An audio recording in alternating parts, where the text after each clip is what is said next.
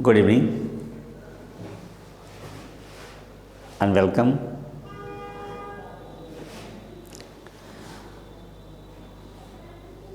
A lecture on Tobin Tax, present context, its relevance, challenges, and way forward. Okay. Tobin Tax is a tax from the international flow of short-term capital. It was suggested by James Tobin, a well-known economist. It was also referred to meet and the address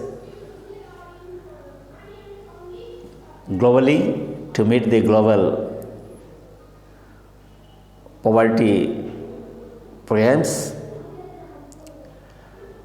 and during COVID-19. So see the things in detail. Recently, COP27, Conference of Party 27, proposed the loss and damage fund facility. Why? To assist developing countries in responding to loss and damage. But there are high chances of failure of financial commitment as past trends, but here Tobin Tax can be a hope for the success of loss and damage fund facility.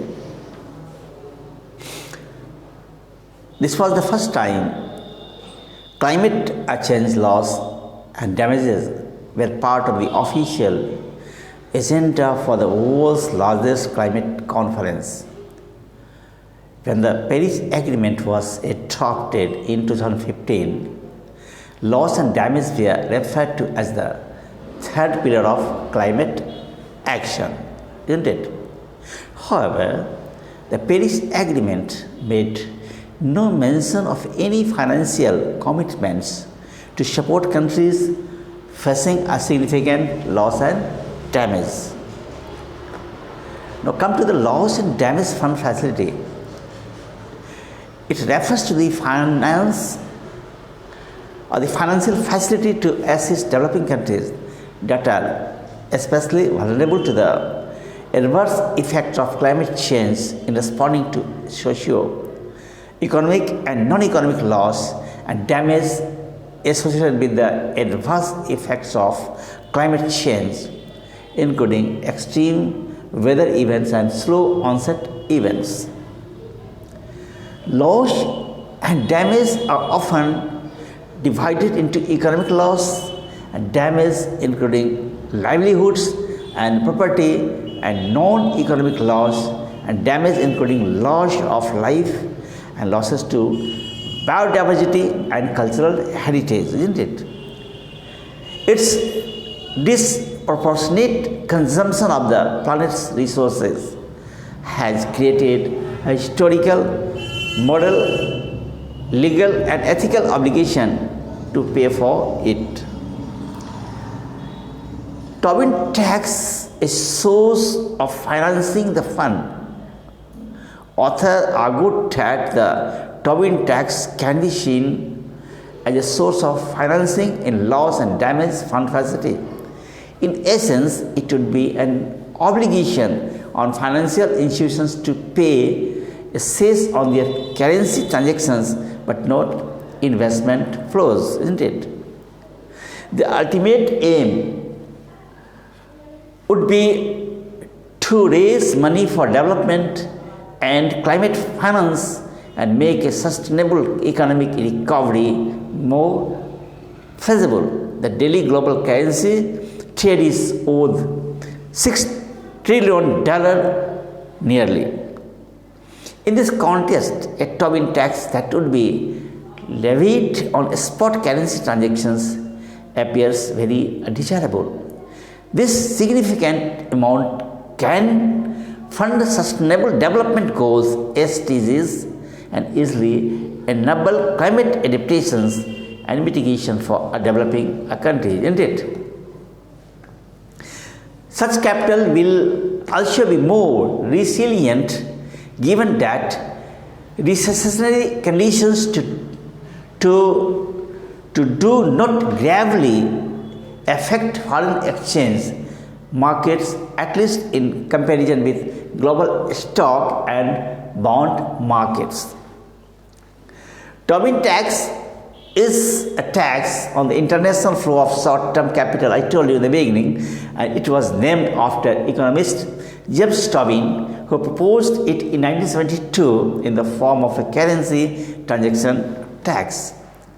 Tobin tax is applicable to financial sector participants to control the stability of a country's currency. It is also called the Financial Transactions Tax, FTT, or loss, formerly a Robin Hood tax, isn't it? Clear? Should I go? This tax is also imposed on spot currency trades to penalize short-term currency trading, stabilize markets, and disincentive speculation risks. Now come to 1971. In 1971, there was an increased movement of funds between various countries that threatened to destabilize the global economy. This happened as the fixed exchange rates under the Bretton Woods system were replaced with flexible exchange rates. An increase in short-term currency speculation due to the free currency market increased the economic cost of countries exchanging currencies. Therefore, the Tobin tax was proposed to eliminate such issues.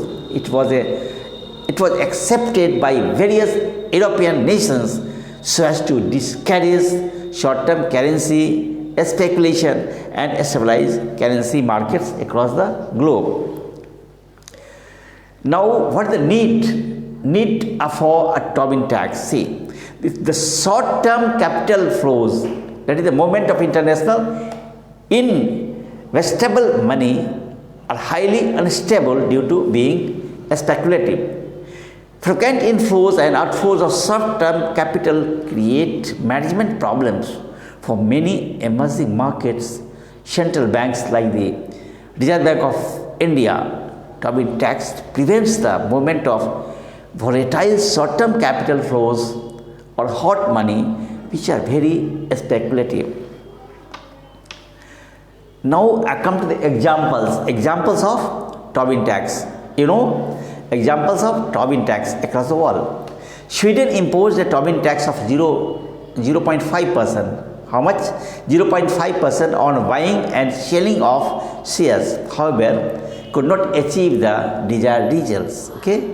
Italy imposed a different form of tax on high frequency share trading in 2013 that included a 0.02% tax on trades occurring every 0.5 seconds or faster.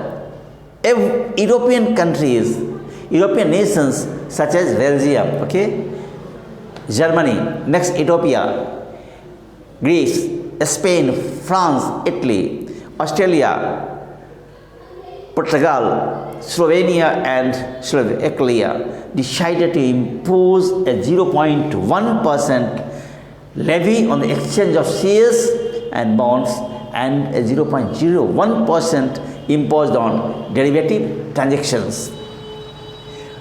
Tobin tax has also been tried in nations such as Thailand, Brazil, Chile, Malaysia with mixed results. India has a variant of the Tobin tax called the Securities Transaction Tax, STT. It was introduced in 2004. Important point is here.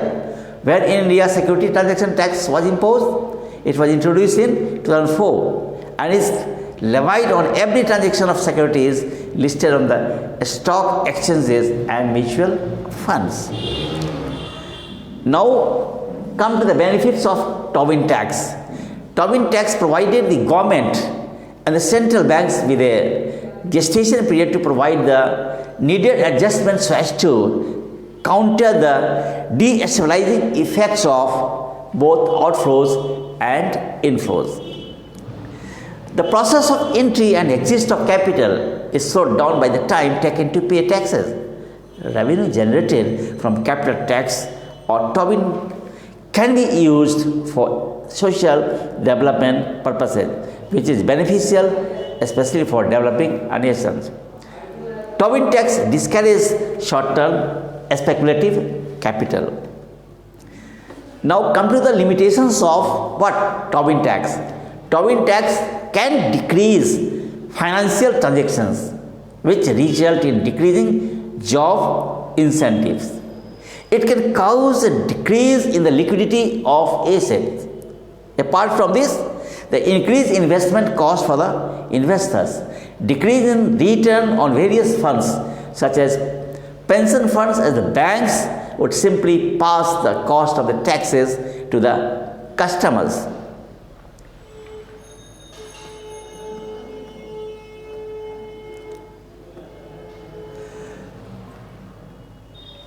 Now come to see the opportunities that our nation can avail.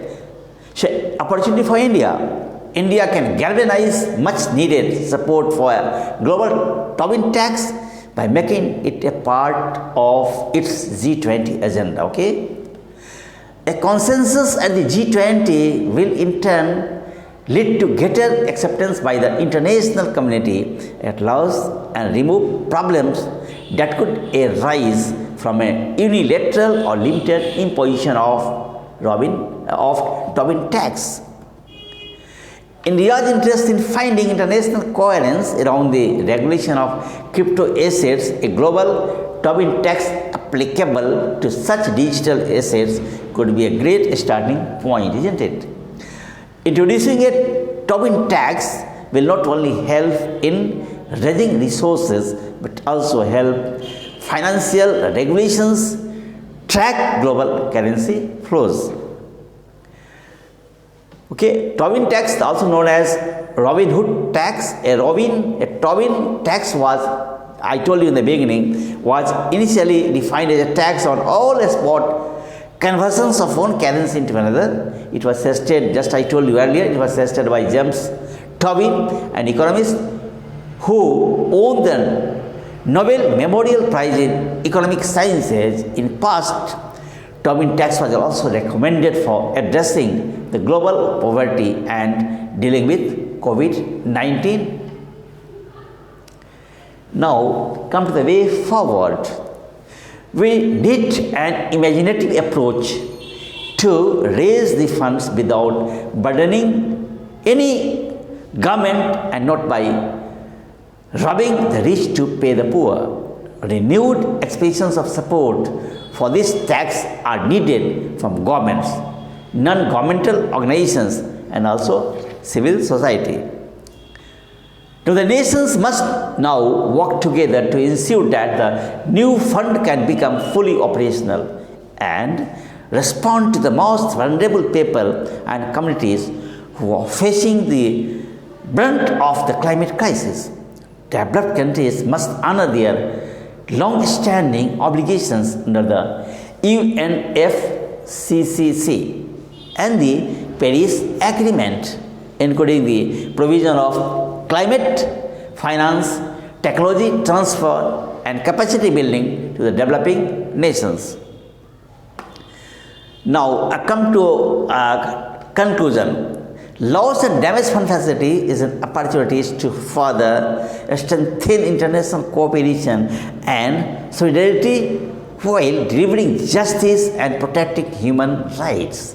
A modern and resilient international financial architecture that is responsive to the needs of the hour can ensure environmentally sound and equitable development for future generations. Now, see the questions related to this. The question is, it will be very useful for men's point of view. What do you understand by loss and damage finance facility, in which way the Tobin Tax can help to finance the facility. Give the answers in about 150 words.